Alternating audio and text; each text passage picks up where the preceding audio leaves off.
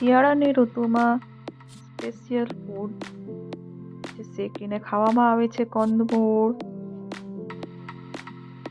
તેની વાત કરીએ. આ છે કંદમૂળ, જેને અમે આગમાં શેકી લીધા છે અને ગરમ ગરમ એને આરોગશું. જે ઠંડીને શરીરને ગરમ રાખે છે, ઠંડીમાં શરીરને ગરમ રાખે છે આપણા શરીરને. અને જે મૂંગફળી નાખીને શેકવામાં આવશે, જે પણ ખૂબ સ્વાદિષ્ટ લાગે છે. શેકેલી આગમાં શેકેલી, આયરા પર શેકેલી મૂંગફળી એટલે કે શીંગો, દેશી શીંગો શેકીને ખાવાની મજા જ કંઈ ઓર છે. તો દેશી શીંગો પણ શેકીને ખાશું અને તાપણું કરતાં શીંગ શેકી લઈશું.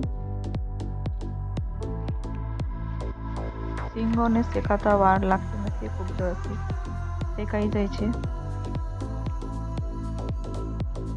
તો આજે અમે શીંગો અને કંદમૂળ ભૂનીને ખાધા. શીંગો શેકાઈ ગઈ છે, કંદમૂળ પણ શેકાઈ ગયા છે, અડધા ખવાઈ પણ ગયા છે.